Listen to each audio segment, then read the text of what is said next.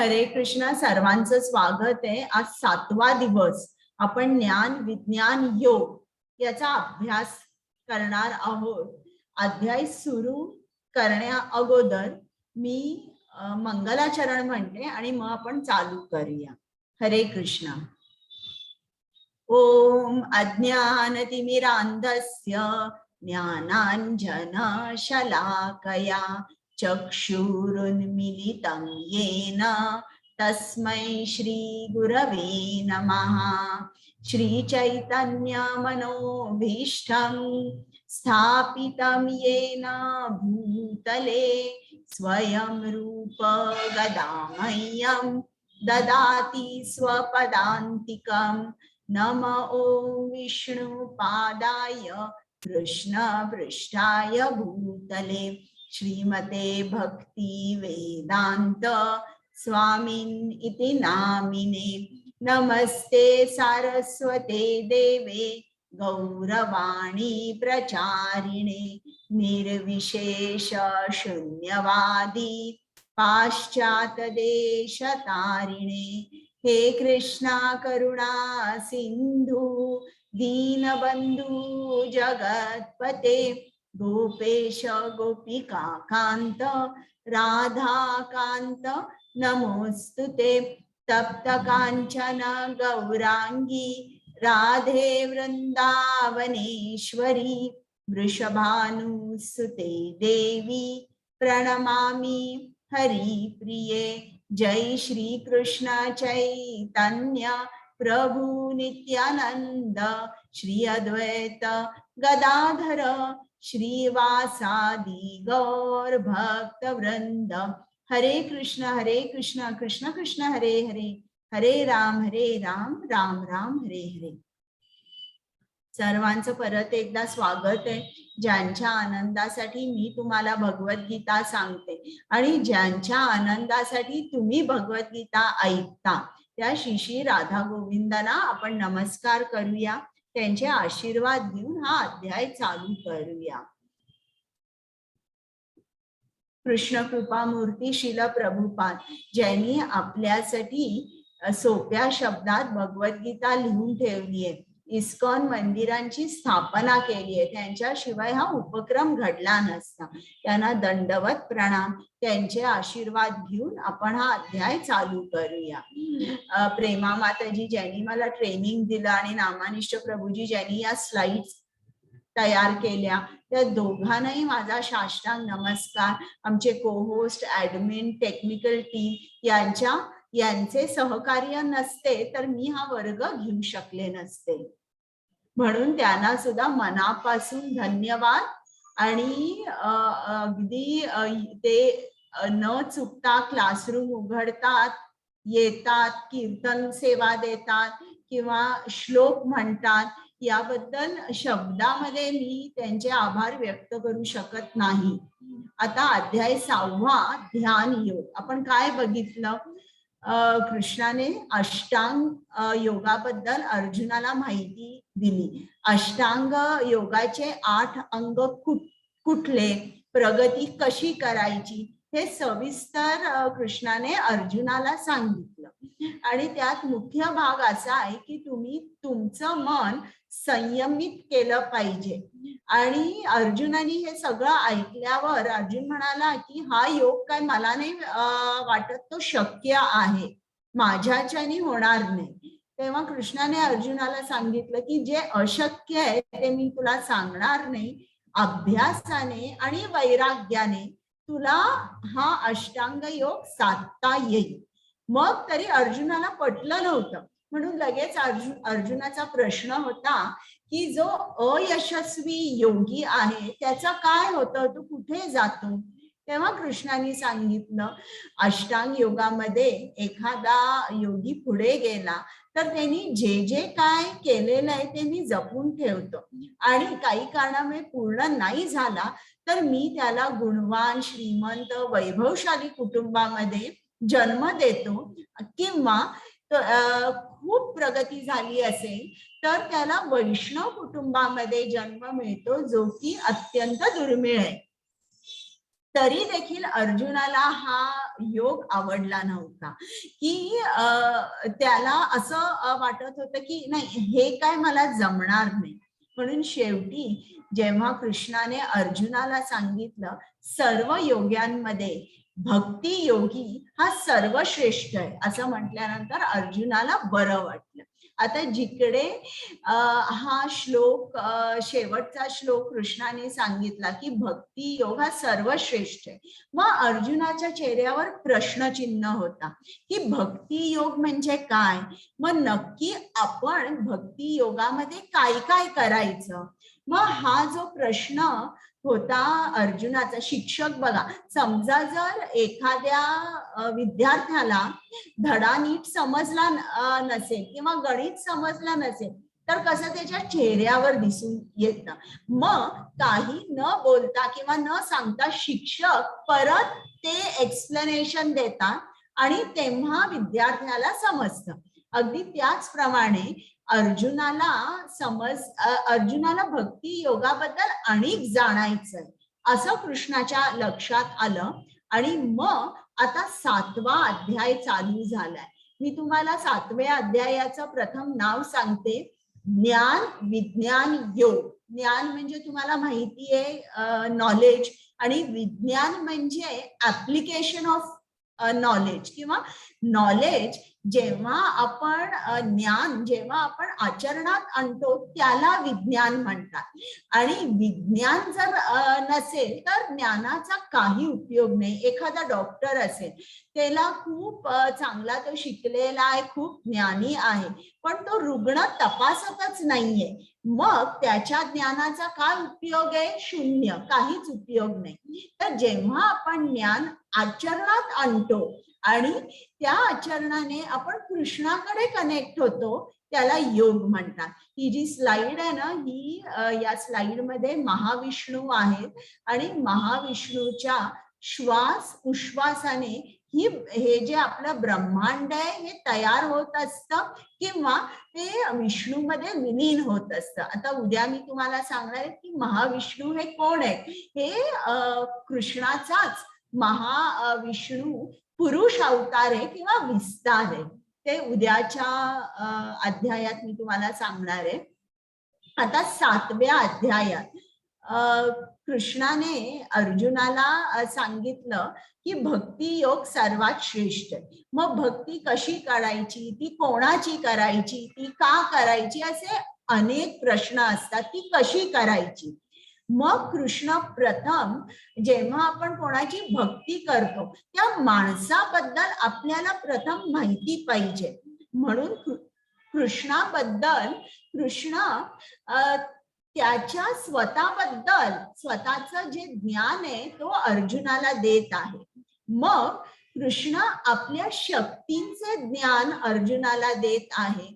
आणि मग त्याच्यानंतर कृष्ण सांगतात की भक्त माणसं 2 तऱ्हेची असतात. काही जण मला शरण येतात, तर भक्तांची कॅटेगरी सुद्धा कृष्णाने सांगितले की कोण कोण मला शरण येतात आणि आणि जे अभक्त आहेत ते मला शरण का येत नाही, ही कारण सुद्धा कृष्णाने स्पष्ट केली आहे.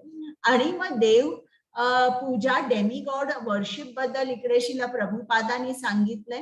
इकडे 7.20 ते 7.25 देव देवतांबद्दल कृष्णाने सांगितलेलं आहे. आणि बरेचदा या स्टेजला बरेच जण भगवद्गीतेचा हा जो उपक्रम आहे हा सोडून जातात. पण मी तुम्हाला विनंती करते, तुम्ही सोडून जाऊ नका, तुम्ही नीट ऐका भावार्थ काय आहे तो, आणि मग शेवटी भ्रमातून भक्तीकडे.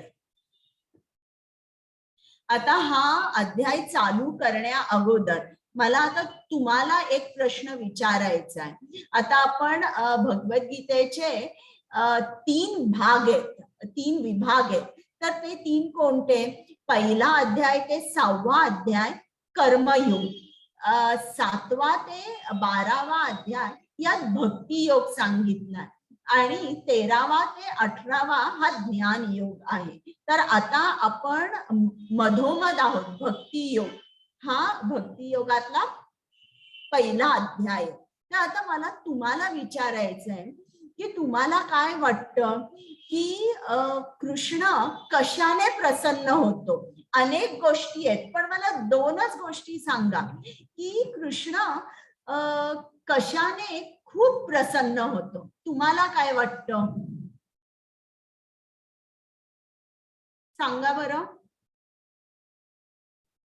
तुम्हाला अनम्यूट करता येतंय. तुम्हाला काय वाटतं ते सांगा. असं नाही की उत्तर बरोबर आहे, चूक आहे, नाही. मला जाणायचं आहे की तुम्हाला काय वाटतं, काय केल्याने कृष्ण खूप प्रसन्न होतो? भक्ती आणि प्रेम. बरं, भक्ती आणि प्रेम. पण जरासं इलॅबोरेट करून सांगाल?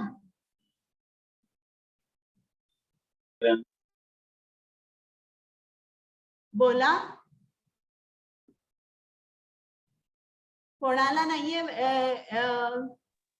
सेवा समर्पण करून जर केली कृष्णाची तर प्रसन्न होतील कृष्ण. बरं. आणि कोणाला काही सांगायचंय का? काही ऍडिशन्स करायच्या आहेत? सुनील प्रभूजी बोला. मनोभावे नामस्मरण करणे अंतःकरणापासून हेच सर्वात प्रिय आहे. बरं. आणि कोणाला काही सांगायचं आहे का?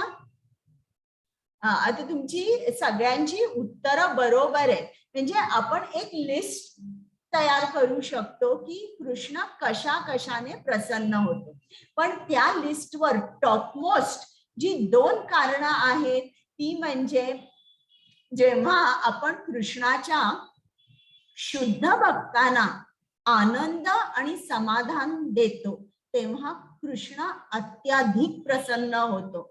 आणि जेव्हा आपण बद्ध आत्मे आहेत त्या बद्ध आत्म्यांना कृष्ण चरणांपर्यंत घेऊन जातो तेव्हा देखील कृष्णाला भरपूर आनंद होतो. आणि जर तुम्ही कुठल्याही संताचं जीवन बघितलं तर ते हेच या 2 गोष्टी करतात. आपण श्रील प्रभुपादांचं बघूया. श्रील प्रभुपाद अमेरिकेला आले. पाश्चात्य देशात त्यांनी भगवत नामाचा प्रसार केला. मग हे त्यांनी का केलं? कारण त्यांच्या गुरूंची आज्ञा होती. त्यांचे गुरु कोण होते? कृष्णाचे शुद्ध भक्त होते. आणि अशा कार्याने त्यांच्या गुरूंना आनंद समाधान मिळाला. तर नेहमी लक्षात ठेवा कृष्णाचे जे शुद्ध भक्त आहेत त्यांना आपण आनंद आणि समाधान हे दिलंच पाहिजे. आणि दुसरी गोष्ट श्रील प्रभुपादांनी केली म्हणजे जे सगळे बद्ध आत्मे आहेत त्या आत्म्यांना कृष्णाच्या कमलचरणी ते घेऊन गेले. आणि असे बद्ध असे पापी आत्मे होते ते की ते पूर्ण म्हणजे त्यांचं जीवन अगदी पापमय होतं असं म्हटलं तरी चालेल. तर अशा बद्ध आत्म्यांना ते कृष्णापर्यंत घेऊन गेले. आणि हीच गोष्ट बायबलमध्ये वेगळ्या तऱ्हेने सांगितली आहे. बघा त्यांनी एक गोष्ट सांगितलंय की एक मेंढपाळ असतो आणि त्याच्याकडे 100 मेंढ्या असतात आणि तो चरायला घेऊन जातो. आणि परत जेव्हा येतो तेव्हा तो मोजतो तर 99 असतात, एक नसते. त्याच्यामुळे तो खूप त्याचं मन दुःखी होतं आणि तो शोधायला जातो. आणि खूप खूप वेळाने त्याला ती एक मेंढी सापडते. आणि आता ती एक मेंढी जी दूर गेली आहे म्हणजे जी वाममार्गी, एखादा माणूस वाममार्गी गेलेला आहे म्हणजे तो कृष्णापासून खूप लांब गेलेला आहे. आणि कृष्ण आता जेव्हा हा मेंढपाळ त्या मेंढीला परत आणतो तेव्हा त्याला खूप आनंद होतो. 99 मेंढ्या त्याच्या सुरक्षित आहेत याच्याबद्दल त्याला आनंद होत नाही. पण हरवलेली मेंढी त्याच्याकडे जेव्हा त्याला ती सापडते तो तिला घरी घेऊन येतो तेव्हा तिला अत्याधिक आनंद होतो. अगदी त्याचप्रमाणे कृष्णाला सुद्धा की एखादा माणूस वाममार्गी गेलेला आहे तो या जन्म मृत्यू चक्रात अडकलेला आहे त्याला नीट समजत नाहीये. जेव्हा अशा माणसाला जो अज्ञानी आहे पापी आहे अशा माणसाला जेव्हा आपण कृष्ण चरणांपर्यंत घेऊन जातो तेव्हा कृष्णाला अत्याधिक आनंद होतो. तर भक्ती सिद्धांत सरस्वती जे शिल प्रभुपादांचे गुरु होते ते नेहमी म्हणायचे की भक्तांना विचारलं की तुमची काय इच्छा आहे, ते सांगतात की आम्हाला कृष्णाचं दर्शन व्हावं. पण ते भक्ती सिद्धांत सरस्वती म्हणत असे की तुम्ही कृष्णाच्या दर्शनाची आशा ठेवू नका, पण तुम्ही अशा तऱ्हेने वागा, तुम्ही अशा तऱ्हेने आचरण करा की कृष्ण तुमच्या जवळ आकर्षित झाला पाहिजे आणि त्याची इच्छा झाली पाहिजे की मला या भक्ताला बघायचंय. तर अशा तऱ्हेने तुमचं आचरण ठेवा. तर आता भक्ती जी आहे, आता हा भक्ती योग चालू झालाय.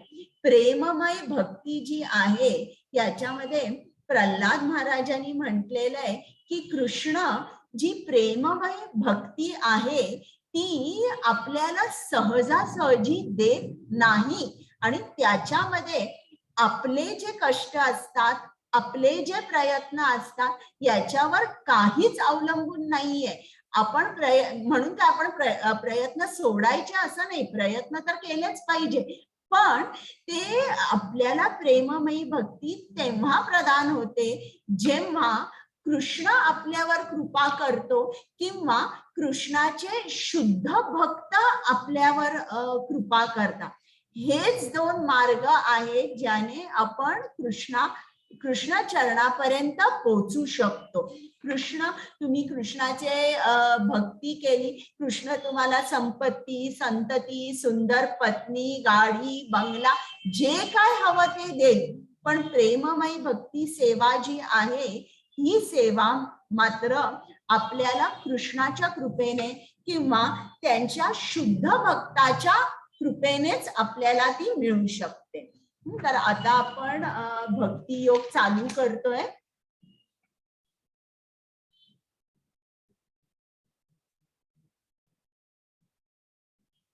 कुमुद माताजी नाही येत वाटतं, मी वाचते. मै श्री भगवान उवाच मय्या सक्त मना पार्थ योगम युञ्जन् मदाश्रयः असंशयं समग्रं मां यथा ज्ञास्यसि तच्छृणु. कुमुद माताजी मी वाचते. बरं वाचा. श्री भगवान म्हणाले, हे पार्थ, माझ्या भावनेने पूर्णपणे युक्त होऊन योगाभ्यासाद्वारे माझ्यावर मन आसक्त करून तू मला पूर्णपणे निसंदेह कसा जाणू शकशील ते ऐक. हरे कृष्णा. म्हणजे आता इकडे माताजी माधवी माताजी आल्या आहेत. हो हो, त्यांना मी को-होस्ट केलंय ना. माहित नाही मला माताजी, मी पाहिलं नाही. माताजी केले, पण केलंय मला स्क्रीन दिसत नाहीये, फक्त ज्ञान विज्ञान योग एवढंच दिसतंय. बरं, मग मी कुमुद माताजींना सांगते वाचायला. हो माताजी. आणि श्लोक पण म्हणायला चालेल ना. येस येस माताजी, हरकत नाही. चालेल चालेल. हा, मी तर येऊन गेली आता, me till the and me राहील माताजी. चालेल. तर आता इकडे आता दिसतेय माताजी, पहिले दिसत नव्हती, आता नाही दिसायला राहू दे, लागली. पण मी आता कुमुद माताजींनाच सांगते, कारण मग परत जरा टाइम लॅग असेल ना तर मग ते अवघड होईल. काही हरकत नाही. चालेल चालेल चालेल. तर आता इकडे बघा, पहिला श्लोक, भक्ती योगाची सुरुवात कशी करायची. इकडे कृष्णाने अर्जुनाला सांगितलंय तच्छृणु, म्हणजे ऐक. म्हणजे भक्तीची सुरुवात कशी होते, आपल्या कानाने सुरुवात होते, ऐकून सुरुवात होते. लहान मूल सुद्धा कसं बोलायला लागतं, पहिल्यांदा ते नुसतं ऐकत असतं, वर्ष, 1.5 वर्ष, 2 वर्ष ऐकत असतं आणि मग त्याच्या तोंडातून शब्द फुटतात. तर इकडे सुद्धा कृष्णाने अर्जुनाला सांगितलंय की तू ऐक, पण कसं ऐकायचं तेही इकडे सांगितलेलं आहे की निसंदेह, म्हणजे शंका न ठेवता तू माझं ऐक. डाऊट ठेवू नकोस कुठलाही. जर डाऊट आपल्याला आला ऐकत असताना तर लगेच लागलीच तिकडेच शंकेचं निरसन करायचं. आपण आपल्या गुरुंना विचारायचं, नाही तर प्रगत भक्त जे असतील त्यांना आपली शंका विचारायची. कारण ऐकण्याला खूप खूप महत्व आहे. आता बघा, तुम्ही कोणाकडूनही ऐकू शकत नाही. जो प्रामाणिक आध्यात्मिक गुरु आहे त्याची प्रवचनं ऐकायची, त्यांचीच पुस्तकं वाचायची. ते परंपरेत हवे, इतर कोणाचीही पुस्तकं वाचायची नाहीत किंवा कोणाची प्रवचनं ऐकायची नाही. आता समजा जर दूध ठेवलेलं आहे तुम्ही ओट्यावर आणि एक साप आला आणि त्यांनी थोडंसं दूध घेतलं आणि तुम्ही हे बघितलं, तर तुम्ही ते दूध घ्याल का प्यायला? सांगा बरं मला. तुम्हाला अनम्यूट करायला येतंय?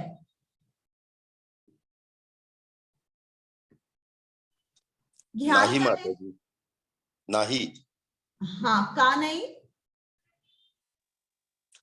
ते उष्ट झालंय आणि त्याच्यामध्ये विषाचा अंश बरोबर, त्याच्यामध्ये थोडंसं विष असू शकेल, या भीतीने आपण ते घेणार नाही. तर अगदी अशी भीती तुम्हाला हवी आहे की जर मी कुठल्या तरी गुरुचं ऐकलं जो परंपरेत नाहीये आणि असं ऐकून काय होईल, ज्याप्रमाणे विष त्या दुधाच्या बरोबर तुमच्या पोटात जाईल, तसं त्याचं प्रवचन पुस्तक ऐकताना विष तुमच्या हृदयात जाऊन जो भक्तीचं जे बीज थोडी बहुत अंकुरित झालं असेल ते सुद्धा पूर्ण नष्ट होईल. तर इकडे कृष्णाने अर्जुनाला सांगितलंय ऐक ऐक, श्रवणाने भक्ती सुरू होते. बरं, तर आता आपण काय आपल्याला शिल प्रभुपादांनी सांगितलंय, कुठला मंत्र म्हणायचा? हरे कृष्ण कृष्ण कृष्ण हरे हरे, हरे राम राम राम हरे हरे. तोंडानी म्हणायचा, कानानी ऐकायचा, तोंडानी म्हणायचा, कानानी ऐकायचा, मनातल्या मनात म्हणायचा नाही. मग या हरे कृष्ण मंत्राचा अर्थ काय आहे? आता हरे किंवा हरा म्हणजे ही कृष्णाची अंतरंगा शक्ती किंवा राधाला हरा म्हटलेलं आहे. आणि मग जेव्हा संस्कृत मध्ये आपण संबोधतो तेव्हा जसं राधाचं राधे होतं तसं हराचं हरे होतं. मग राधाला हरा का म्हटलंय? कारण तिने कृष्णाचं मन हरून घेतलेलं आहे आणि कृष्ण हा तिच्याकडे आहे. त्याच्यामुळे हरे कृष्ण, कृष्ण म्हणजे काय? जो सर्वांना आकर्षित करतो तो कृष्ण. हरे कृष्ण कृष्ण कृष्ण हरे हरे, हरे राम. इकडे राम म्हणजे कोण? राम म्हणजे जो आनंदाचा उगम आहे तो राम. मग जेव्हा आपण राधेला हाक मारतो हरे म्हणून, तेव्हा राधा विचारते काय? तर आपण राधेला म्हणतो की मला कृष्णाच्या प्रेममय भक्ती सेवेमध्ये व्यस्त ठेव. आणि अशी आपण प्रार्थना राधेकडे करतो. आणि याच राम आणि कृष्ण ही नावं का घेतली आहेत? कारण दश अवतारांमध्ये राम आणि कृष्ण हे दोघही जे होते त्यांनी मानवाचा उद्धार केलेला आहे. आणि त्यांच्या लीला आणि राम जे होते ते मर्यादा पुरुषोत्तम, कृष्ण जो आहे तो अमर्यादा पुरुषोत्तम. तर दोघांनीही मानवाचा भरपूर कल्याण केला.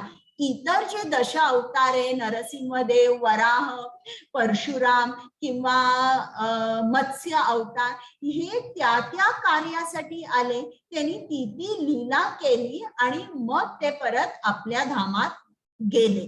पण रामकृष्णांनी तसं नाही केलं. त्यांनी लोकांना ज्ञान दिलं, त्यांनी लोकांना शिकवलं की तुम्ही कसं जगायचं. तर अशामुळे हा जो मंत्र आहे हरे कृष्ण कृष्ण कृष्ण हरे हरे, हरे राम राम राम हरे हरे, त्यात लक्षात ठेवा कृष्ण म्हणजे काय? कृष्ण म्हणजे आकर्षण, जो सर्वांना आकर्षित करतो. आणि राम म्हणजे कोण? जो आनंदाचा उगम आहे. आणि एक दुसरा अर्थ असाही होतो, कृष्ण म्हणजे आपले श्रीकृष्ण. कृष्ण नेहमी जेव्हा या जगतामध्ये येतो तेव्हा तो नेहमी बलरामा बरोबर असतो. त्या अर्थाने सुद्धा आहे की राम आणि कृष्ण हे एकत्र असतात. बघा, राम जेव्हा आला तेव्हा त्याच्यावर लक्ष्मण होताच. तर अशा तऱ्हेने सुद्धा याचा अर्थ होतो महामंत्राचा. आता आपण पुढचा श्लोक. कुमुद माताजी. हरे कृष्ण. बरं मी वाचते. प्रत्यक्ष हरे ज्ञान. कृष्णा. प्रत्यक्ष ज्ञान आणि दिव्य ज्ञान हे दोन्ही प्रकारचे ज्ञान मी तुला पूर्णपणे सांगतो. हे जाणल्यावर तुला आणखी काही जाणवायचे शिल्लक राहणार नाही. हरे कृष्णा. आता इकडे बघा. हरे कृष्ण. सॉरी माताजी. कृष्ण आपल्याला काय सांगत आहे की तो आपल्याला ज्ञान देणार आहे. प्रत्यक्ष ज्ञान म्हणजे भौतिक जगातलं ज्ञान आणि आध्यात्मिक जगातलं ज्ञान. दिव्य ज्ञान म्हणजे आत्म्याचं ज्ञान, आध्यात्मिक जगातलं ज्ञान हे सुद्धा देणार आहे. आणि हे जाणल्यावर आपल्याला आणि काही जाणण्या योग राहणार नाही. म्हणजे कृष्ण बघा, कोण इकडे असं बोलू शकतं का भौतिक ज्ञान सुद्धा आपल्याला कोणी पूर्णपणे देऊ शकत नाही. कृष्ण हा एकच आहे की तो असा बोलू शकतो की मी तुला जेव्हा ज्ञान देईन किंवा तेव्हा तुला सगळं देईन मी आणि काही जाणण्या योग्य राहणार नाही. तर आता आपण भक्ती योग चालू करतोय. तर भक्ती योग म्हणजे नेमकं आपण काय करायचं. आपण वेगवेगळ्या तऱ्हेने आपण भक्ती योग करू शकतो. तर इकडे प्रल्हाद महाराजांनी सांगितलंय तो श्लोक मी म्हणते. त्यात 9 प्रकारची भक्ती आहे. आपण कुठलीही एक करू शकतो किंवा या 9च्या 9 सुद्धा करू शकतो. तो श्लोक ऐका बरं का. श्रवणं कीर्तनं विष्णु स्मरणं पादसेवनं अर्चनं वंदनं दास्यं साख्यम आत्मनिवेदनम. म्हणजे 9 प्रकारे आपण कृष्णाची भक्ती केली तर आपल्याला कृष्णाची प्राप्ती होते. फक्त श्रवणाने सुद्धा आपल्याला कृष्णाची प्राप्ती होऊ शकते. कीर्तनाने होऊ शकते. म्हणजे आपण संकीर्तन करतो किंवा जप करतो यांनी सुद्धा आपल्याला कृष्णाची प्राप्ती होऊ दे. स्मरणम, स्मरण केल्याने, सतत स्मरण केल्याने सुद्धा आपण कृष्णापर्यंत पोहोचू शकतो. मग पादसेवनम, अर्चनम. अर्चनम म्हणजे जेव्हा मंदिरामध्ये आपण कृष्णाची पूजा करतो, त्याला हार घालतो, फुलं तुळस अर्पण करतो, अभिषेक करतो, अशा तऱ्हेने आरती करतो, याला अर्चनम म्हणतात. वंदनम म्हणजे जेव्हा आपण कृष्णाची स्तुती करतो. दास्यम म्हणजे प्रभू रामचंद्र आणि हनुमान. हनुमान यांनी प्रभू रामचंद्रांची खूप सेवा केली. साख्यम म्हणजे अर्जुन हा कृष्णाचा सखा होता. आणि आत्मनिवेदनम म्हणजे बली महाराज ज्यांनी जेव्हा वामन रूपामध्ये एक कृष्णानी 3 पावलं जमीन भूदान असं बली महाराजांकडे मागितलं.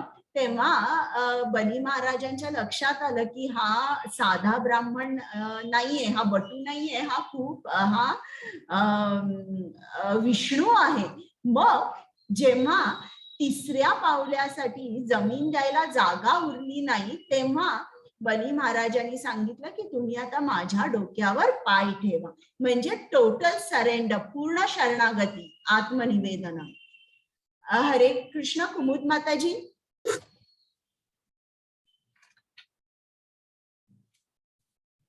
बरं मी वाचते. मनुष्याणां सहस्रेषु कश्चिद्यतति सिद्धये यततामपि सिद्धानां कश्चिन्मां वेत्ति तत्त्वतः.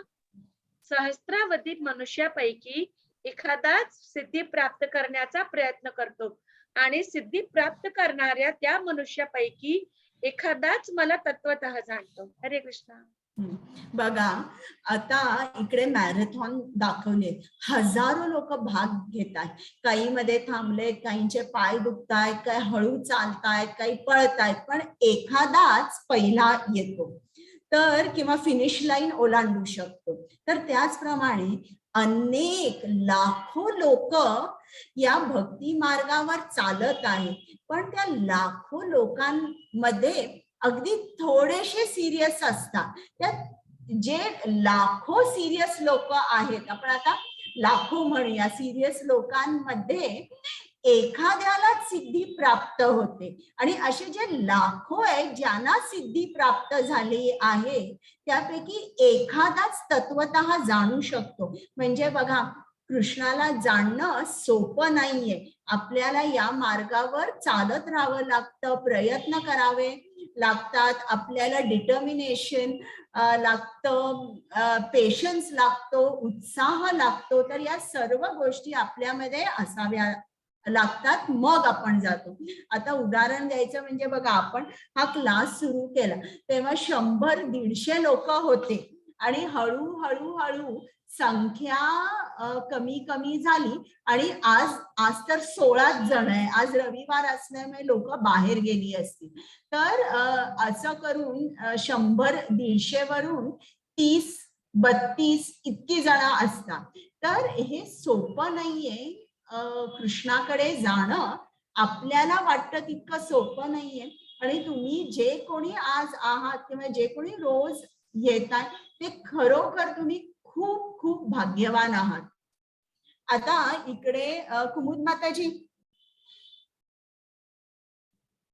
हरे कृष्णा.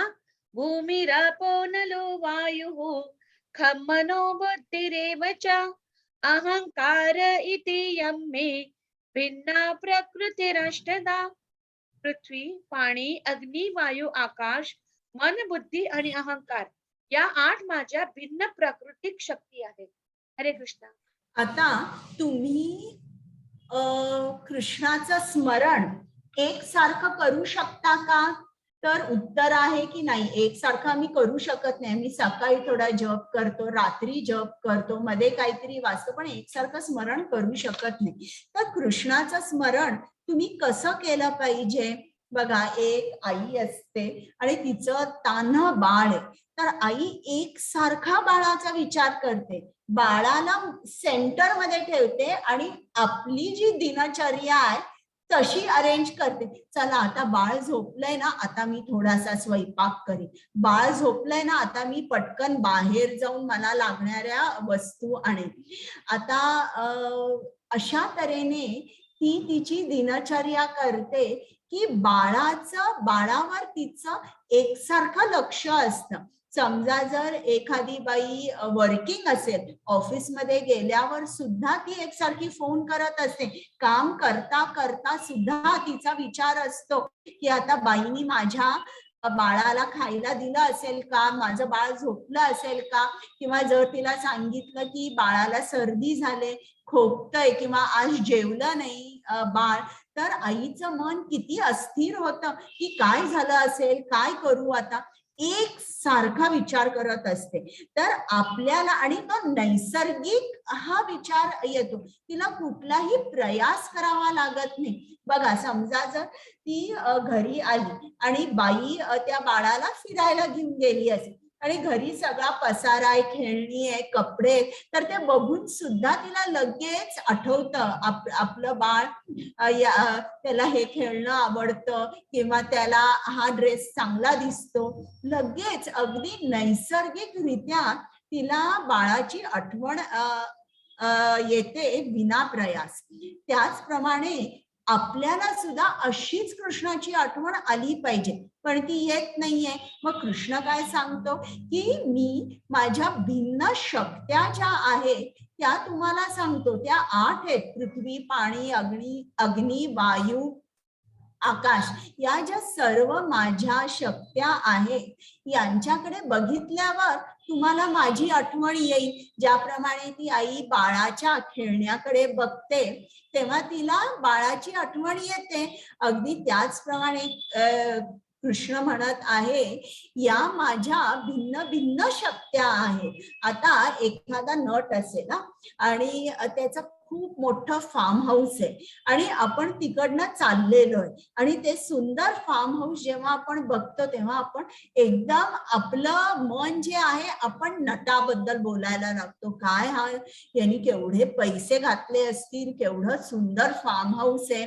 मग कृष्ण म्हणतो की आपण भौतिकाकडे खूप आकर्षित असतो, भौतिकाशी खूप अटॅच्ड असतो. मग तुम्ही जेव्हा तुम्हाला समजेल पृथ्वी म्हणजे माझीच शक्ती आहे, जल म्हणजे माझीच शक्ती आहे, हे बघितल्यावर तुम्ही इनडायरेक्टली तरी माझं स्मरण करा. बघा, समजा जर आपण कुठल्या तरी हिल स्टेशनवर गेलो किंवा अशा पर्वतावर गेलो की जिकडे सुंदर सिनरी दिसते, तेव्हा आपल्याला लक्षात येतं ना की खरोखर ही सृष्टी कोणी निर्माण केली आहे, किती सुंदर आहे. म्हणजे इनडायरेक्टली का असे ना आपण कृष्णाचा विचार करतो. हा जो आपण विचार करतो याला श्रेया म्हणतात. आणि पण आपण काय करत असतो, प्रेया. प्रेया म्हणजे इमिजिएट बेनिफिट. आता मला संकट, मी संकटात आहे, आता मी कृष्णाकडे जाते, मी मंदिरात जाते, माझं संकट मिटलं की मी आता परत कृष्णाला विसरते. तर आपल्याला काय पाहिजे, सतत सतत कृष्णाचं स्मरण पाहिजे. म्हणून कृष्ण आपल्याला सांगत आहे की या त्याच्या 8 शक्त्या आहेत. तुम्ही जरी सकाळी उठून पृथ्वीकडे बघितलं, पाण्याकडे बघितलं, आकाशाकडे बघितलं तरी तुम्ही आता लक्षात ठेवा, असं तुम्हाला लक्षात आलं पाहिजे, वा कृष्णा केवढा अथांग आकाश आहे किंवा अथांग समुद्र आहे किंवा ही पृथ्वी किती महान आहे. आम्ही पृथ्वीवर जड पावलांनी चालतो, पळतो, तरी देखील ती किती क्षमाशीलता तिच्यामध्ये आहे. तरी देखील तिला किती आम्ही पृथ्वीवर प्लास्टिक टाकतो, कचरा टाकतो, वाटेल ते टाकतो, तरी देखील तिच्या पोटामध्ये किती प्रेम आहे. तिच्याच पोटातून किती स्वादिष्ट अन्न, धान्य, वृक्ष, फळं, फुलं उगवतात आणि ती आमचं पोषण करत आहे. तिला आम्ही अशा तऱ्हेने वाईट वागवून देखील ती आमच्यावर प्रेम करत आहे. तर अशा तऱ्हेचा भाव आपल्याला पाहिजे. जेव्हा आपण एखाद्या शेताकडे बघतो किंवा पृथ्वीकडे बघतो आणि मग लक्षात आलं पाहिजे, कृष्णा पृथ्वी म्हणजे कोण नाही, ही तुझीच शक्ती आहे. हरे कृष्णा. कुमुद माताजी. हरे कृष्णा.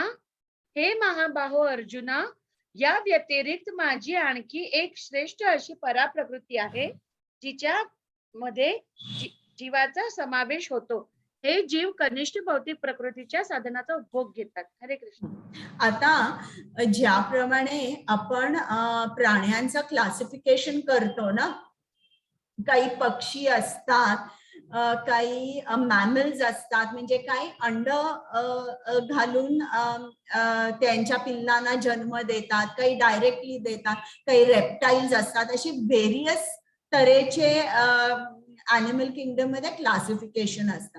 मग हे एकच तऱ्हेने आपण प्राण्यांची विभागणी करतो का? नाही. इतर तऱ्हेने पण आपण म्हणतो की काही प्राणी हे कोल्ड ब्लडेड असतात, काही वॉर्म ब्लडेड असतात, असंही आपण म्हणतो. हा, आता मला याचे मराठी शब्द पटकन आठवत नाहीये, त्याच्यामुळे जर तुम्हाला आलं नाही तर मला शेवटी विचारा, मग मी तुम्हाला सांगेन. तर अशा तऱ्हेने कृष्णाची जी शक्ती आहे ती विविध तऱ्हेने त्याची विभागणी करता येते. आता खरं म्हटलं तर कृष्ण अनंत आहे आणि त्याच्या शक्त्या सुद्धा अनंत आहे. त्याची विभागणी करणं शक्य नाही. तरीही गुरुजनांनी त्याची शक्तीचे मुख्य 3 विभाग सांगितले. ती कुठली? बहिरंग शक्ती, तटस्थ शक्ती आणि अंतरंग शक्ती. अंतरंग शक्ती म्हणजे जे कृष्णाचा आध्यात्मिक जग आहे, वैकुंठ, गोलोक, वृंदावन, आणि जिकडे कृष्णाचे शुद्ध भक्त राहतात, ही कृष्णाची अंतरंग शक्ती झाली. आणि बहिरंग शक्ती म्हणजे हे आपलं ब्रह्मांड, याला एक्सटर्नल एनर्जी सुद्धा म्हणतात. तटस्थ तटस्थ शक्ती म्हणजे काय? या शक्तीमध्ये सगळे सजीव आहेत, जे मानव, पक्षी, प्राणी, पशु, देव, देवता हे सगळे तटावर आहेत. बघा, तुम्ही नदीच्या तटावर, समुद्राच्या तटावर उभं राहता तेव्हा कधी कधी तुमचा पाय पाण्याखाली असतो आणि कधी कधी जमिनीवर असतो. त्याचप्रमाणे तटस्थ शक्ती म्हणजे चॉईस तुम्हाला दिला जातो की तुम्हाला कुठे जायचंय, कृष्णाच्या अंतरंग शक्तीमध्ये जायचंय की कृष्णाच्या बहिरंग शक्तीमध्ये जायचंय. चॉईस हा तुमचा आहे. आता आणि एका तऱ्हेने कृष्णाच्या शक्तीची विभागणी करता येते, ते म्हणजे परा आणि अपरा. आता इकडे परा, परा म्हणजे काय? सुपिरियर एनर्जी, म्हणजे जे सजीव आहेत त्यांना पराशक्ती म्हटले आणि जे निर्जीव आहेत, पर्वत, नद्या, यांना म्हटलेला आहे अपराशक्ती. आता असं का केलंय, सुपिरियर इन्फिरियर असं का म्हटलंय परा अपरा? कारण जी पराशक्ती आहे, ज्यात सगळे सजीव आहेत, ते काय करतात? अपराशक्तीचा आपल्यासाठी वापर करतात किंवा अपराशक्तीवर स्वामित्व दाखवतात, म्हणून त्यांना पराशक्ती म्हटले.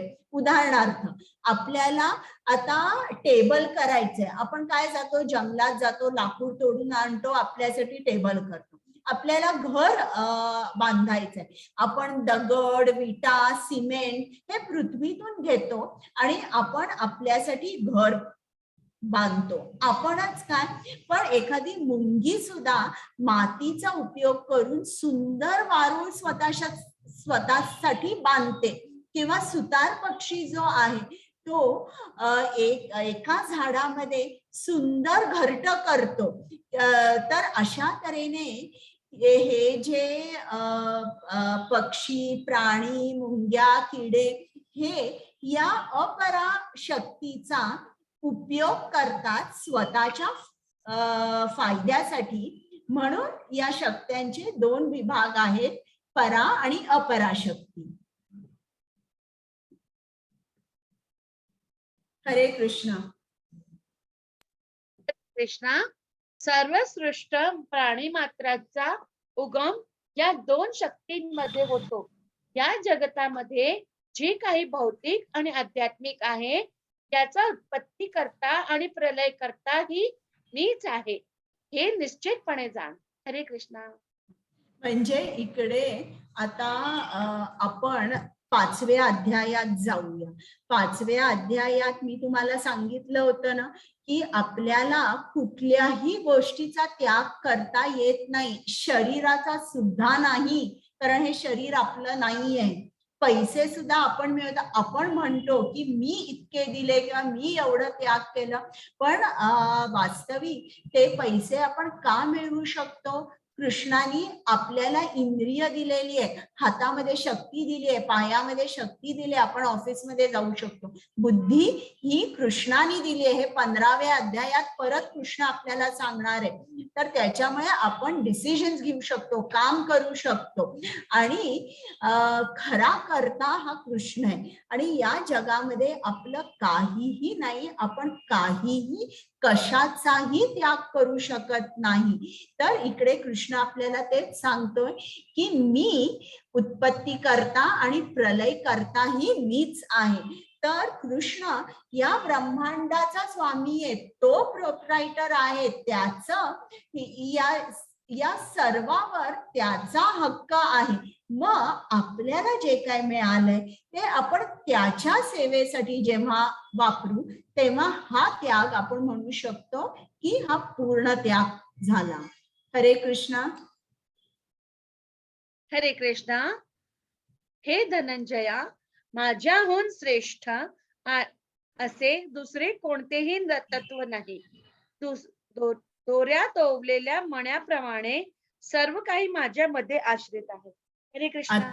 आता हे बघा, या अंतरिक्षात इतके ब्रह्मांड आहेत, इतके मोठमोठे प्लॅनेट्स आहेत, टन्स आणि टन्स वेट आहे असे हे प्लॅनेट्स आहेत.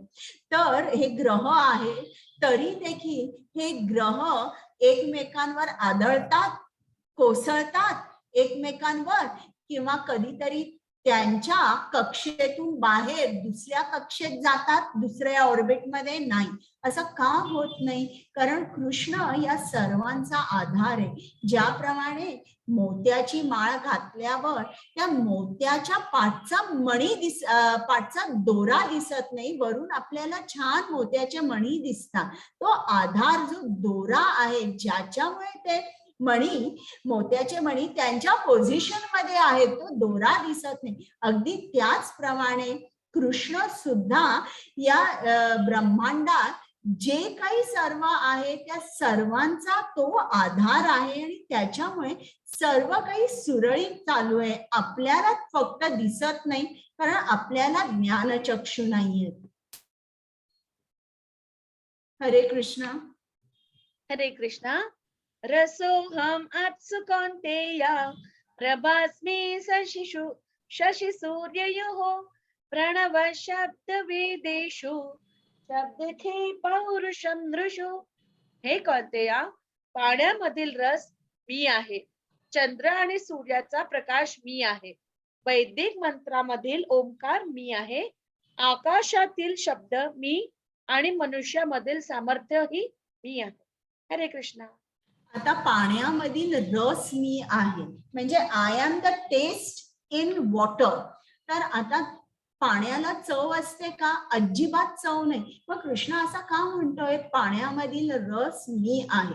बघा, आता समजा जर मी तुम्हाला सांगितलं तुम्ही तांदूळ घ्या, कच्चा तांदूळ घ्या आणि तो खा, किंवा कच्चा गहू घ्या तो खा, किंवा कच्ची डाळ घ्या ती तुम्ही खा, तर त्याला काही चव असेल का? मला सांगा बरं. तुम्ही अनम्यूट करून सांगू शकता. सांगा, कच्चा तांदूळ खाल्ला काही चव असेल का? नाही ताई, नाही माताजी, कच्च्या तांदूळाला काहीच चव असणार नाही. बरं, आता मला सांगा, तुम्ही हा तांदूळ घेतला, धुवून पाणी घातलं आणि भात तयार केला, आता चव भाताला आहे का? हो हो, विशिष्ट. खूप छान. हो आहे. भाताला वेगळी चव, डाळीला वेगळी चव.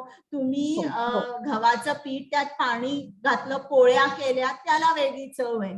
तर इकडे कृष्ण काय सांगत आहे की माझ्याशिवाय कुठल्याही पदार्थाला चव येत नाही.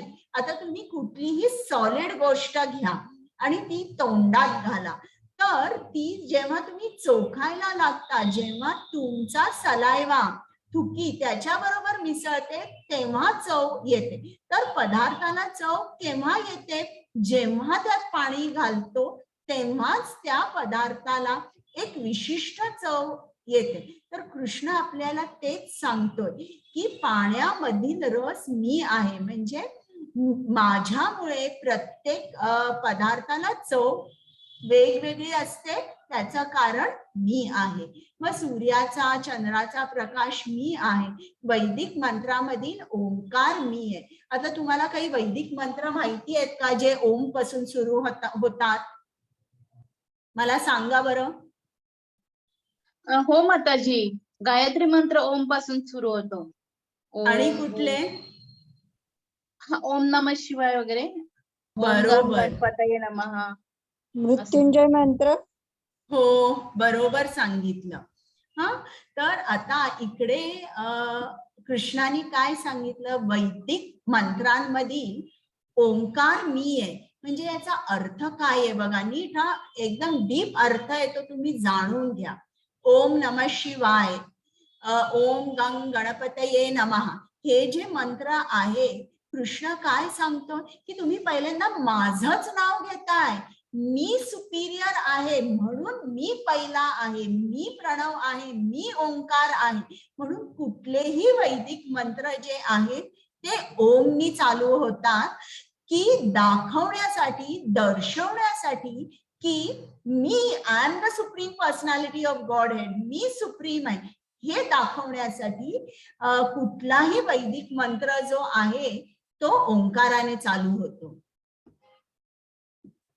आजचा अध्याय जरा मोठा आहे बरं का. हे PDF आम्ही तुम्हाला पाठवल्यावर तुम्ही नीट वाचा.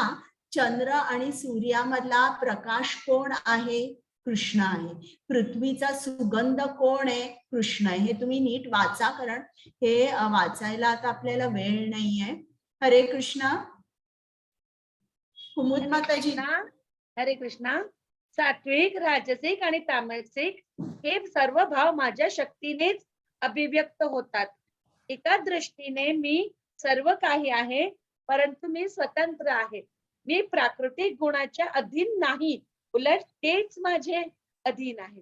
हरे कृष्णा. श्लोक क्रम 13. त्रिगुणांनी म्हणजे राजसिक, सात्विक आणि तामसिक मोहित झाल्यामुळे हे संपूर्ण जगत त्रिगुणातीत आणि अविनाशी आज आहे. माझे स्वरूप जाणत नाही. हरे कृष्णा. म्हणजे आता इकडे बघा, मी तुम्हाला काल सांगितलं, कृष्णाच्या अध्यक्षतेखाली दुर्गा किंवा त्रिगुणात्मक शक्ती आपल्यावर ती काम करत असते. म्हणजे ही जी त्रिगुणात्मक शक्ती आहे ती कृष्णाचा आदेश जो आहे त्याचं पालन करत आहे. पण कृष्ण या गुणांच्या अधीन नाहीये. तो या गुणांना कंट्रोल करतो. तो या गुणांच्या अधीन नाहीये. आता हे जर तुम्हाला सांगायचं असेल, एक उदाहरण श्रील प्रभुपाद देतात की एक माणूस आहे, तो खूप मोठा बिझनेसमॅन आहे आणि त्याचा बिझनेस जो आहे तो सर्व जगभर पसरलेला आहे. आता तो आहे एका शहरात. तो काय एका वेळेला प्रत्येक ठिकाणी उपस्थित राहू शकत नाही, तरीही त्याचा बिझनेस चालतो. बरोबर. म्हणजे त्याचा पर्सनल प्रेझेन्स म्हणजे त्याचा ऍब्सन्स आहे. म्हणजे तो अगदी गैरहजर तो राहतो, म्हणजेच तो हजरही असतो असंही आपण म्हणू शकतो. तर अगदी त्याचा बिझनेस गैरहजेरीत सुद्धा व्यवस्थित चालतो. तर कृष्ण आपल्याला हेच सांगत आहे की एका दृष्टीने मी सर्व काही आहे, परंतु मी स्वतंत्र आहे. मी तिकडे काही करत नाही. ही जी माझी त्रिगुणात्मक शक्ती आहे ही सर्व काही करत आहे. मी तिकडे नसतो, पण एका अर्थाने मीच सर्व काही आहे. आता 3 गुणांनी, हे 3 गुण जे आहेत हे 14वा अध्याय जो आहे त्यात मी तुम्हाला सांगणार आहे. तर हे जे 3 गुण आहे हे आपल्याला भ्रमित करतात, मोहित करतात. त्याच्यामुळे आपल्याला काय वाटतं की करता मी आहे.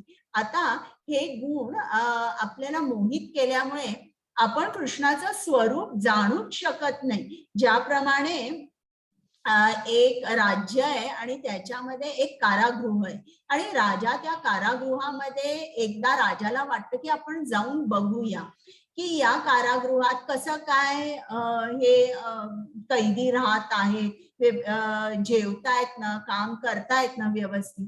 म्हणून राजा त्या कारागृहामध्ये जातो आणि तिकडे कारागृहामध्ये असे कोणी सामान्य माणसं जातात का? तुम्ही कधी जाल का कारागृहात फेरफटका मारायला की मला आज जरासा वेळ टाइमपास करायचाय, चला मी एका जेलमध्ये फिरायला जाते. तुम्ही जाल का कधी?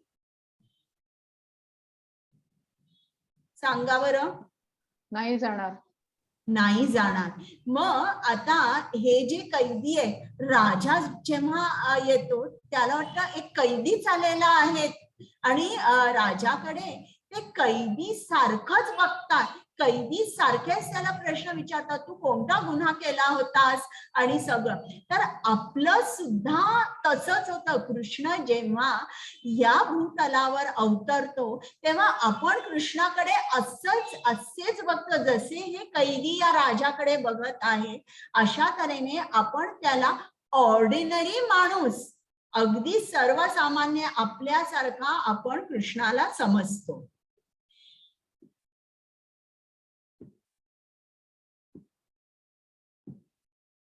कुमुद माताजी. हरे कृष्णा.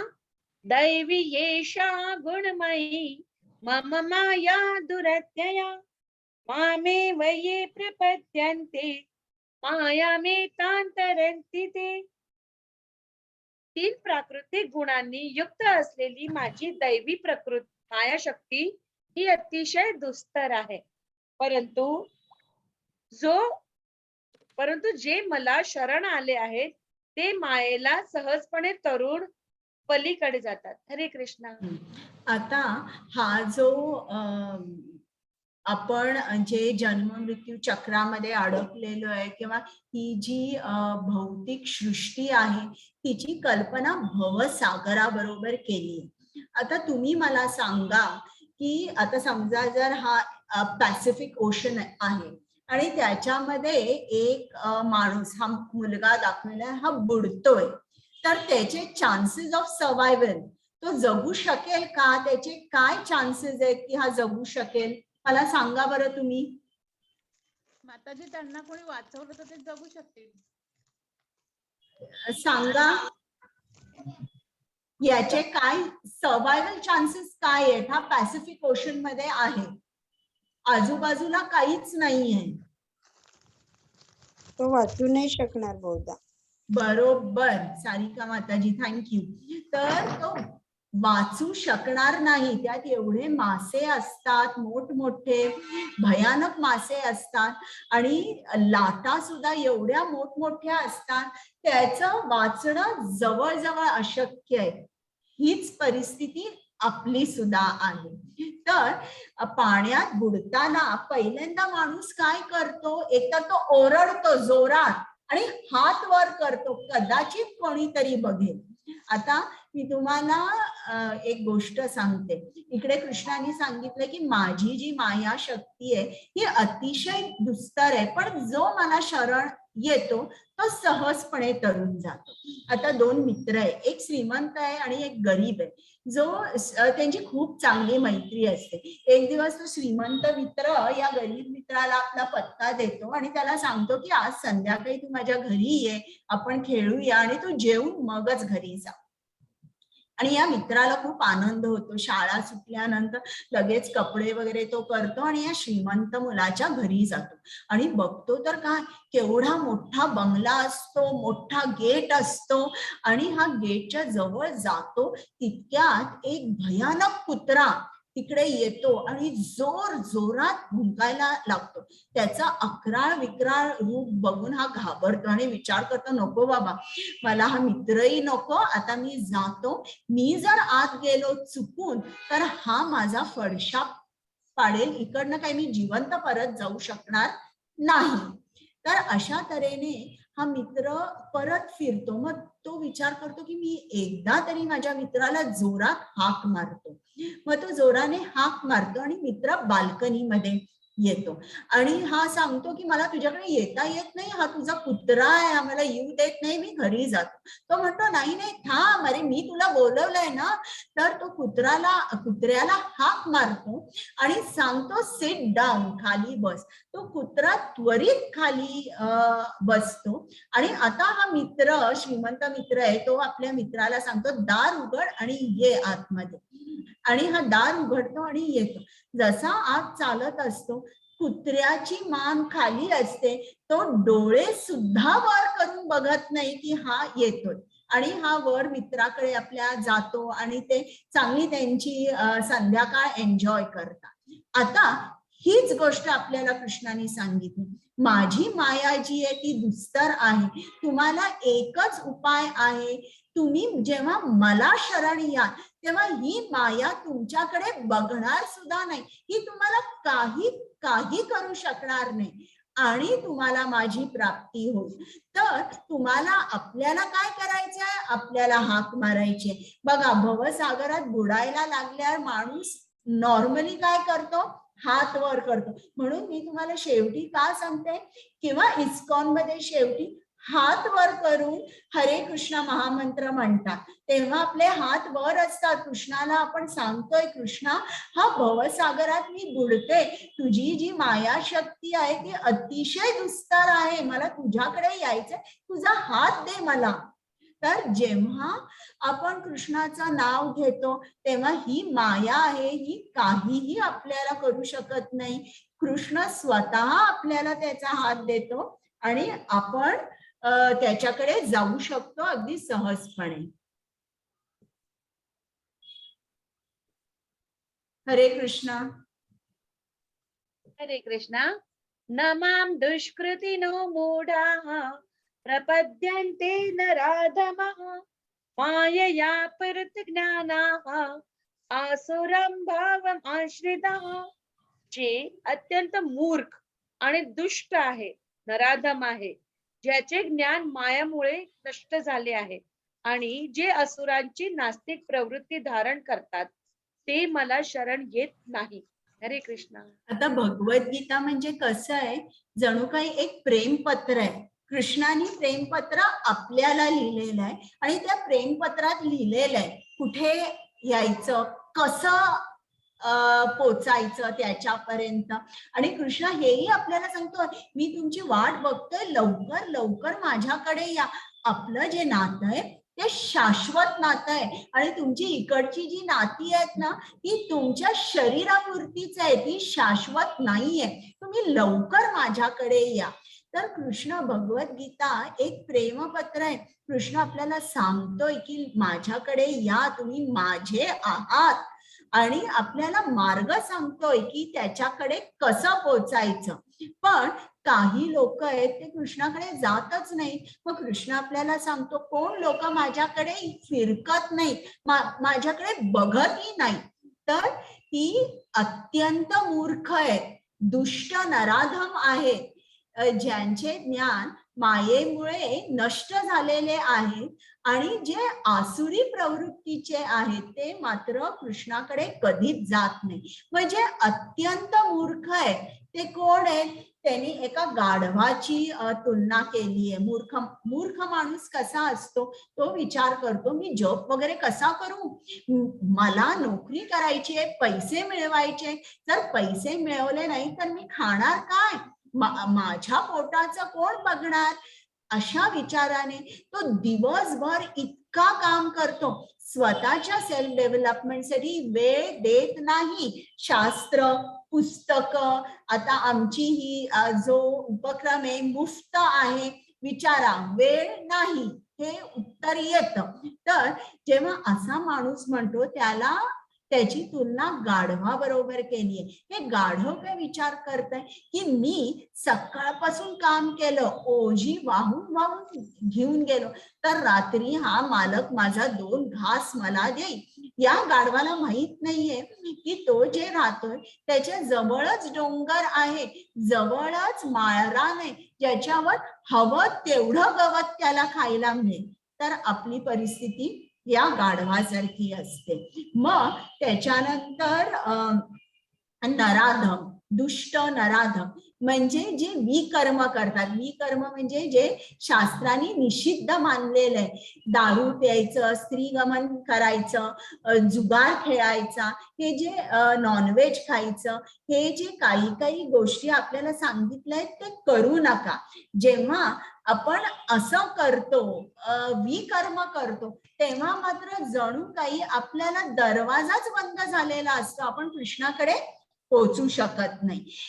मग त्याच्यानंतर ज्यांचे ज्ञान मायेने हिरावून घेतलेले आहे. आता बघा काही काही लोक किती हुशार असतात, मोठमोठे सायंटिस्ट असतात, रिसर्च करत असतात, डॉक्टर असतात, त्यांना विचारा, ते असं म्हणतील की देवच नाहीये, नास्तिक असतात ते. तुम्हाला काही प्रॉब्लेम आहे, आमच्याकडे या, इतकंही सांगतील. जर तुम्हाला कुठलाही रोग होणार असेल असं तुम्हाला वाटत असेल तर आम्ही ती तुमची जीन सुद्धा बदलून देऊ.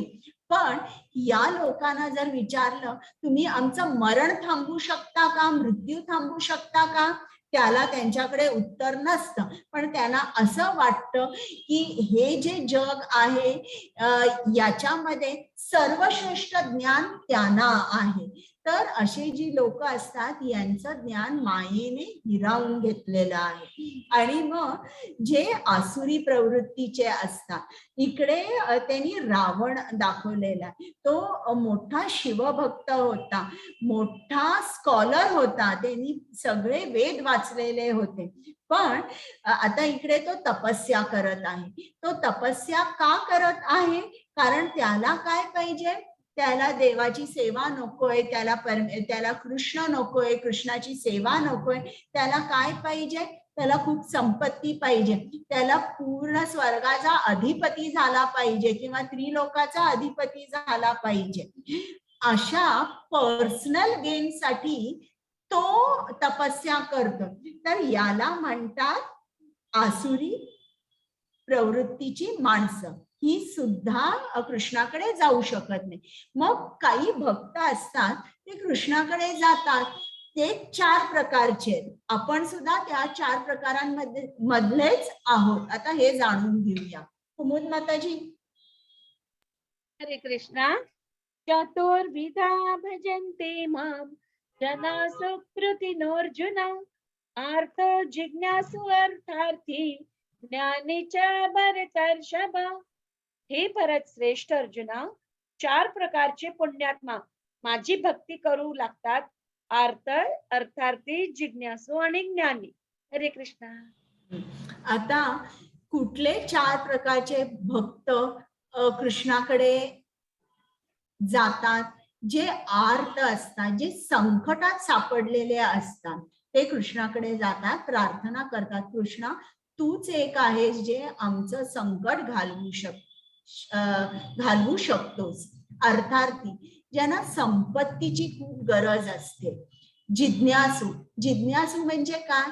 ज्यांना कृष्ण कोण आहे हे माहित नसतं. आता उदाहरणार्थ संकीर्तन करत हरे कृष्णाची लोक भक्त चाललेले आणि एक रस्त्यावर भक्त अरे हे केवढे आनंदी आहेत, प्रत्येकाच्या चेहऱ्यावर तेज आहे, ते हसत आहेत, किती शांत दिसतायत. मग हे काय करतायत? हरे कृष्ण कृष्ण कृष्ण हरे हरे. यांनी कशी काय एवढी शांती येऊ शकते? कृष्ण कोण आहे? मग ते एकाला विचारतात, भक्ताला, की हा मंत्र सारखा सारखा तुम्ही का म्हणता? मग तो जो संकीर्तन करणारा असतो तो म्हणतो, हे आमचं मंदिर इकडे इकडे आहे, तुम्ही मंदिरात या, रविवारी या, तेव्हा आम्ही भगवद्गीतेचा वर्ग सुरू असतो आणि भगवद्गीतेचा वर्ग झाल्यानंतर प्रसाद सुद्धा असतो.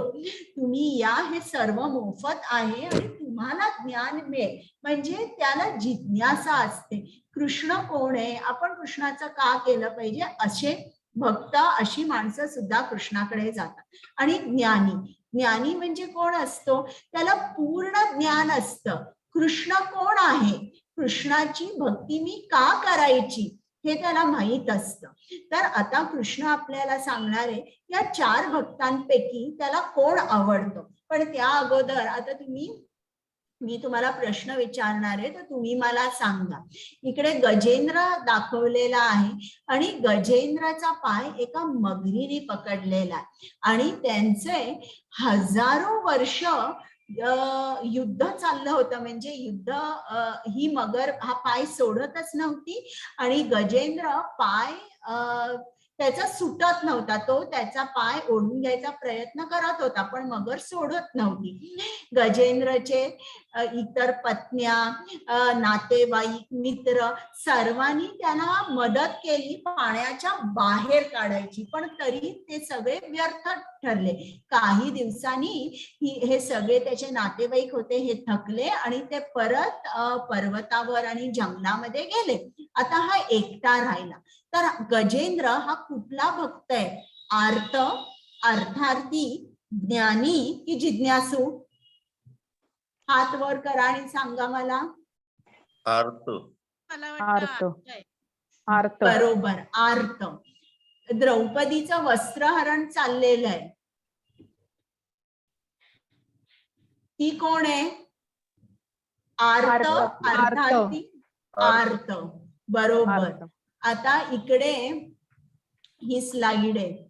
इकडे व्यासदेवानी आपल्या पत्नीला पूर्ण भागवतम सांगितलं, भागवत कथा सांगितली.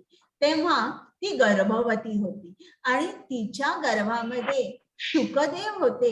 त्यांनी ती कथा पूर्ण ऐकून ठरवलं, अरे या भौतिक जगात जन्म घेणं म्हणजे धोकादायक आहे, मी आहे तिकडेच ठीक आहे. आणि त्यांनी जन्मच घेतला नाही असं झाल्यानंतर असे अनेक वर्ष गेली, 11-12 वर्ष गेली, हा जन्म घेईना मुलगा.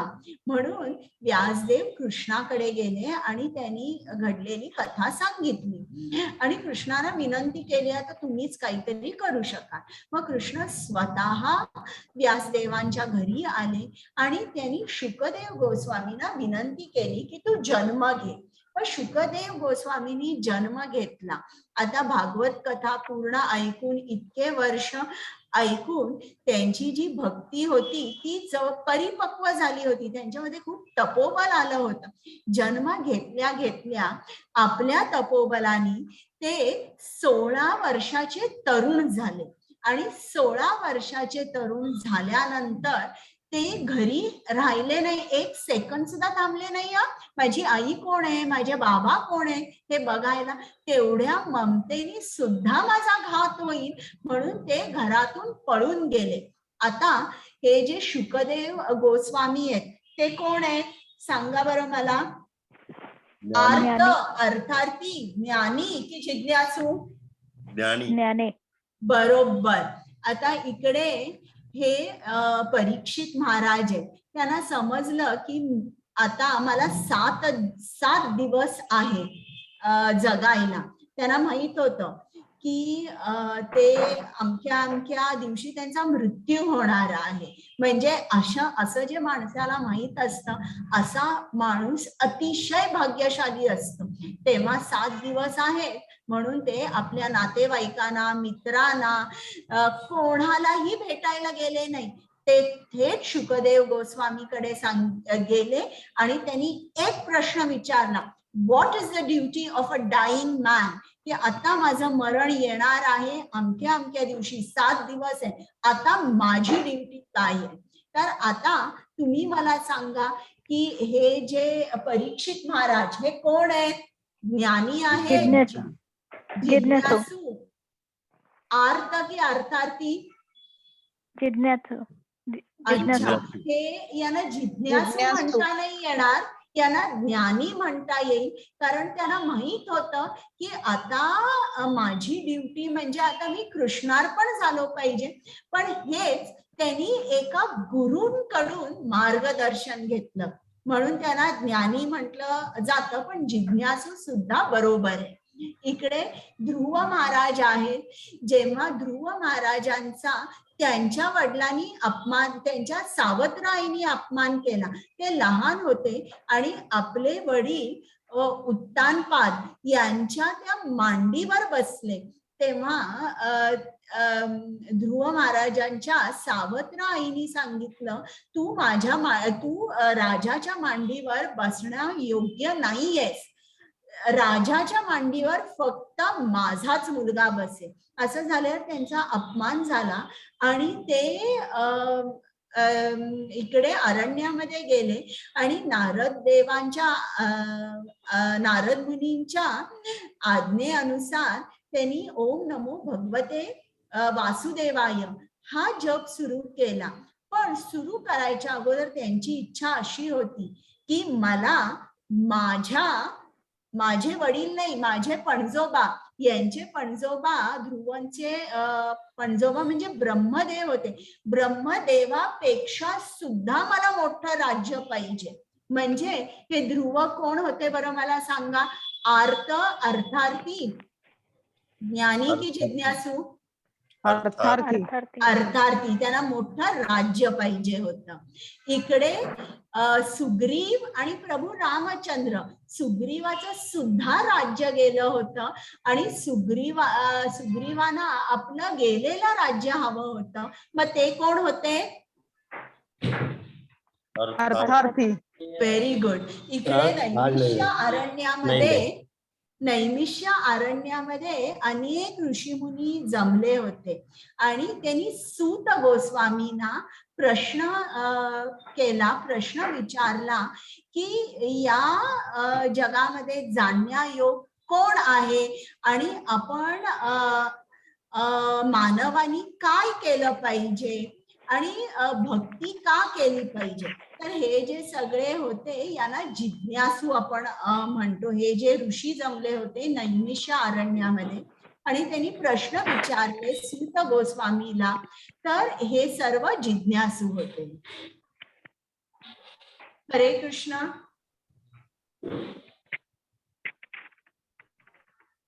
हरे कृष्ण. यापैकी जो पूर्ण ज्ञान बहुनाम जन्मनामंते, नैवेद्य दाखव ना. नैवेद्य दाखव. यापैकी जो पूर्ण ज्ञानात आहे आणि काजू जो काजू सदैव शुद्ध भक्ती सेवेत मग्न असतो, एक मिनिट, तोच श्रेष्ठ, कारण मी त्याला खूप खूप प्रिय आहे आणि तो मला प्रिय आहे. हरे कृष्ण. कृष्ण काय म्हणतो, त्याला कुठला भक्त प्रिय आहे? जो ज्ञानात आहे. कारण जो आर्त आहे, ज्याच्यावर संकट आले, संकट गेल्यावर तो म्हणतो की ठीक आहे आता माझं संकट गेलं, कृष्णा बाय बाय. ज्याला अर्थार्थी आहे त्याला संपत्ती मिळाल्यावर तो परत कृष्णाकडे येत नाही. जो जिज्ञासू आहे, जिज्ञासा मिटल्यावर कदाचित तोही कृष्णाकडे जाणार नाही. पण जो ज्ञानी आहे त्याला माहिती आहे कृष्ण कोण आहे, माझं कृष्णाचं नातं काय आहे हे त्याला पूर्णपणे माहित आहे. तो कृष्णाला कधीच सोडत नाही. म्हणून कृष्णाला तो अधिक प्रिय आहे सर्व भक्तांमध्ये. हरे कृष्ण. हरे कृष्णा.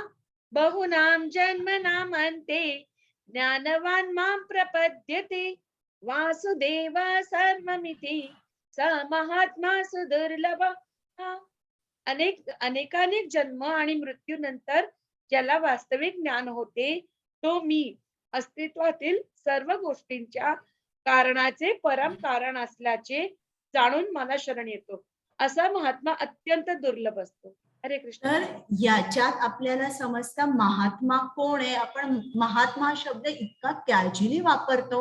आपल्याला महात्मा गांधी माहिती आहे, किंवा एक मोठी व्यक्ती असेल, महान व्यक्ती, एक विभूती असेल, तिला आपण महात्मा म्हणतो. पण इकडे आपल्याला समजतं महात्मा म्हणजे कोण आहे, जो कृष्णाला शरण जातो.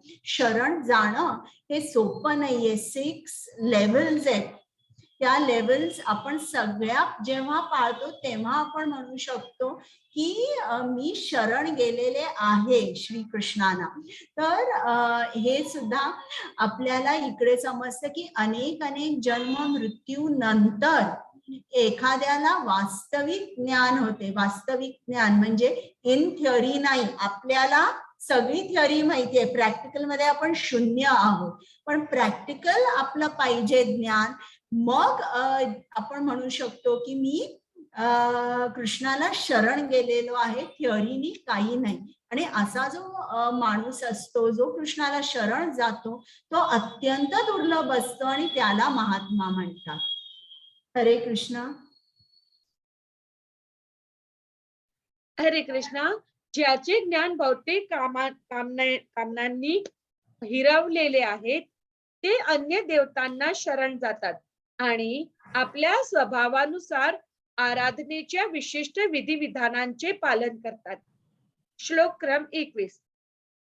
मी परमात्मा रूपाने प्रत्येकाच्या हृदयात स्थित आहे. जेव्हा मनुष्य विशिष्ट देवतेची उपासना करण्याची इच्छा करतो तेव्हा त्या विशिष्ट देवतेवर मी त्याची श्रद्धा दृढपणे स्थिर करतो, जेणेकरून तो त्या देवतेची उपासना करण्यात स्वतःला समर्पित करू शकतो. हरे कृष्णा. आता बघा, सगळे लोक कृष्णाकडे जात नाही. का नाही जात तुम्हाला ऐकू आलंय का? काही जण म्हणतात मी शिवभक्त आहे, मी दुर्गा भक्त आहे, मी गणेश भक्त आहे, हे असं म्हणतात. पण आपल्याला कृष्णाने काय सांगितलं? आता डेमिगॉड वर्शिप, देवदेवतांची आराधना, यावर कृष्णाने सांगितलेलं आहे. असं म्हणतात मी शिवभक्त आहे, दुर्गा भक्त आहे, गणेश भक्त आहे, हे चांगलं आहे. ते कोणाला तरी सुप्रीम मानतायत, ते सेवा करतायत, पूजा करतायत, पण त्यांची जी आराधना आहे ती कशी आहे, ती अंतिम स्थानी जात नाही, कुठेतरी मध्ये जाऊन ते थांबलेले. आता एक उदाहरण देते. खूप श्रीमंत माणूस आहे आणि तो एकदा रस्त्यावरून चालला असतो, तेव्हा त्याला एका थिएटरच्या बाहेर एक गरीब माणूस दिसतो आणि त्याला दया येते. तो गरीब माणसाला म्हणतो की मी तुला काहीतरी देऊ इच्छितो, तुला काय हवंय? तर तो गरीब माणूस म्हणतो की तुम्ही मला एक सिनेमाचं तिकीट द्याल का, मला सिनेमा बघायचा. मग तो श्रीमंत माणूस म्हणतो काय सिनेमाचं तिकीट? अरे तू काहीतरी चांगलं माग, तुझी पूर्ण जन्मामध्ये तुझी गरिबी जाईल असं काहीतरी माझ्याकडे माग. मग तो गरीब माणूस म्हणतो ठीक आहे, मग तुम्ही मला सिनेमाचं तिकीट द्या, मला पॉपकॉर्न साठी पैसे आणि कोका कोलासाठी पैसे द्या. तो कपाळावर हात म्हणतो काय मागतोस माझ्याकडे? मग हा गरीब माणूस समजावून सांगतो त्याला की अहो इकडे मी दिवसभर बसलेला असतो, इकडे इंटरव्हेलच्या वेळेला लोक बाहेर येतात आणि खूप आनंदात असतात, हसत असतात, पॉपकॉर्न कोक घेत असतात आणि घरी जाताना सुद्धा केवढ्या आनंदाने गप्पा मारत मारत जात असतात. मलाही तो आनंद उपभोगायचा आहे. तर आता हा जो श्रीमंत माणूस असतो याला चेक द्यायचा असतो, याची पूर्ण गरिबी जी आहे ती जाईल म्हणून. पण हा मागतोय काय? हा सिनेमा तिकीट, पॉपकॉर्न, कोक असल्या गोष्टी मागतोय. हा प्रॉब्लेम आपला आहे. आपण काय मागतोय?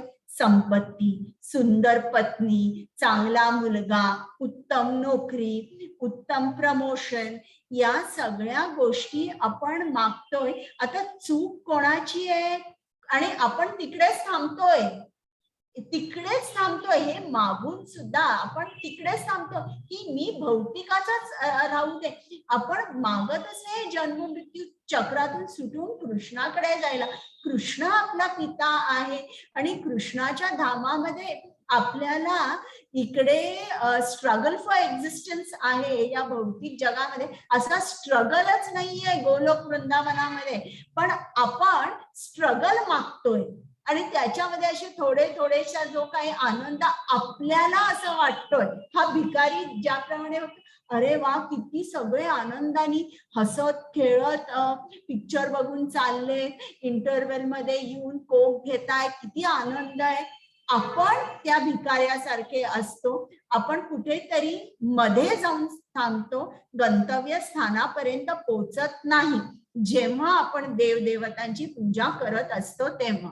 आता इकडे कृष्णाने सांगितलं या देवदेवतांच्या हृदयामध्ये सुद्धा मी परमात्मा म्हणून स्थित आहे आणि जेव्हा लोक त्या देवतेकडे येतात तेव्हा मीच त्यांना बुद्धी देतो आणि त्यांची जी श्रद्धा आहे ती त्या देवतेमध्ये स्थिर करतो. म्हणजे कृष्ण म्हणतो ठीक आहे, याला माझ्याकडे यायचं नाहीये ना, नको येऊ दे, पण ऍटलिस्ट ते असुरी प्रवृत्तीचे तरी होत नाहीयेत किंवा असुरांसारखे त्यांचे विचार नाहीयेत, काहीतरी ते करतायत, चांगलं करतायत, मग ठीक आहे असं करू. मग आता ही उपासना केल्यावर आपल्याला कोणतं फळ मिळणार आहे देवदेवतांची ते ऐका. कुमुद माताजी. हरे कृष्णा. असे श्रद्धेने युक्त होऊन तो विशिष्ट देवतेची कृपा संपादन करण्याचा प्रयत्न करतो आणि आपले इच्छित भोग प्राप्त करतो, परंतु वस्तुतः हे लाभ केवळ मीच प्रदान करतो. श्लोक क्रम 23. अल्पबुद्धी लोक देवतांची उपासना करतात आणि त्यांना प्राप्त होणारी फळे मर्यादित व अनित्य असतात. देवतांचे उपासक देवलोकांची प्राप्ती करतात, पण माझे भक्त अखेर माझ्या परमधामाची प्राप्ती करतात. हरे कृष्ण. म्हणजे इकडे प्रथम कृष्णाने सांगितले जे देवदेवतांची पूजा करतात ते अल्पबुद्धीचे लोक आहेत. आणि हे श्लोकामध्ये संस्कृत मध्ये अल्पमेधसाम हा शब्द वापरलेला आहे. आणि त्यांना अल्पबुद्धीचे का म्हटलंय? कारण फळ जे प्राप्त होतं ते टेम्पररी असतं, मर्यादित असतं, ते शाश्वत नसतं. तर अशा तऱ्हेने जेव्हा आपण देवदेवतांची पूजा करतो, आराधना करतो, जे फळ मिळणार आहे ते नित्य नसतं. का नित्य नसतं? कारण हे देवदेवता यांचं सुद्धा एक आयुष्य आहे, ते ठरलेलं आहे. भलं आपल्या आयुष्याशी तुलनेमध्ये ते आपण म्हणू शकतो अमर आहेत. इतके वर्ष मी तुम्हाला सांगितलं ना, ब्रह्मदेवाचं आयुष्य म्हणजे 311 खरब वर्ष, 311 ट्रिलियन इयर्स. त्यात हे आपले 90-100 वर्ष म्हणजे किती डेसिमल्स त्याच्या पुढे घालावे लागतील हे सांगता येत नाही. की इतकं आपलं आयुष्य कमी असतं, ते आपण म्हणू शकतो की ते अमर आहे. पण त्यांची सुद्धा कालावधी लिमिटेड आहे.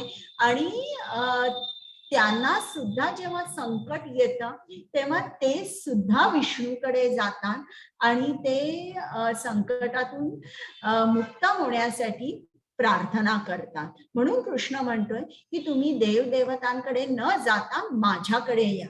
हरे कृष्ण. हरे कृष्णा.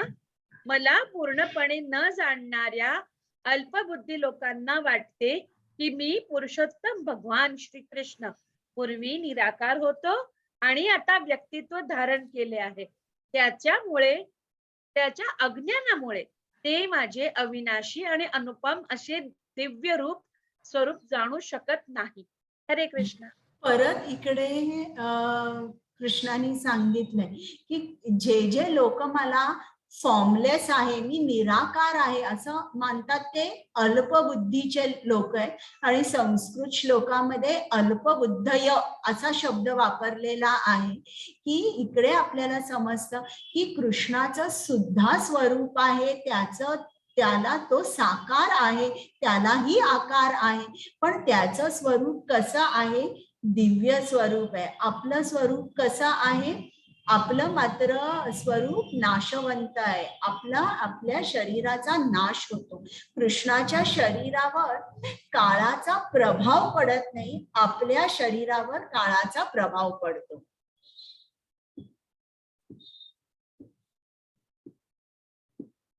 हरे कृष्णा. मूढ आणि अज्ञानी लोकांना मी कधीही प्रकट होत नाही. माझ्या अंतरंगा शक्तीद्वारे मी त्यांना अप्रकट राहतो आणि म्हणून मी अजन्मा आणि अच्युत असल्याचे ते जाणू शकत नाही. श्लोक क्रम 26. अर्जुना, मी पुरुषोत्तम भगवान भूतकाळात घडलेले सर्व काही, घडत असणारे सर्व आणि भविष्यात काळात घडणारे सर्व काही जाणतो. मी सर्व जीवांना जाणतो, परंतु मला कोणीही जाणत नाही. हरे कृष्णा. आता बघा, कृष्ण अज्ञानी लोकांना कधीच प्रकट होत नाही. आता समजा जर तुमची एखादी मैत्रीण असेल, मित्र असेल आणि तुम्ही त्यांना घरी जेवायला बोलवलं आणि त्यांनी सगळ्या जेवणाला नावं ठेवली, तुम्ही त्याला परत बोलवाल का? किंवा तिला परत बोलवाल का? किंवा 2दा-3दा बोलवलं, तिन्ही वेळेला भरपूर नावं ठेवली तुमच्या जेवणाला, तर तुम्ही तिला परत बोलवाल का? किंवा त्याला नाही बोलवणार. नाही बोलवणार. अगदी बरोबर आहे. त्याचप्रमाणे कृष्णाला जे मानत नाही, जे म्हणतात कृष्ण नाहीच आहे, कृष्ण त्यांना कधीही प्रकट होत नाही, तो त्यांना कधीही मदत करत नाही, त्यांच्या समोरही येत नाही. त्या लोकांना काय करायचंय? हे भौतिक जग आहे, या जगात त्यांना एन्जॉयमेंट हवी आहे, बस इतकंच त्यांना हवं. ते कृष्णाला मानत नाही. मग कृष्ण सुद्धा त्यांच्या समोर कधीही प्रकट होत नाही, त्यांना अप्रकट राहतो आणि ते कृष्णाला जाणू शकत नाही. आता कृष्ण हे परत 10व्या अध्यायात आहे की कृष्ण सर्वांचा उगम आहे, देव देवता ऋषी मुनींचा सुद्धा कृष्ण उगम आहे. म्हणून कृष्णाला आपण कोणीही जाणू शकत नाही आणि म्हणून हे सगळं ज्ञान कृष्ण आपल्याला देत आहे.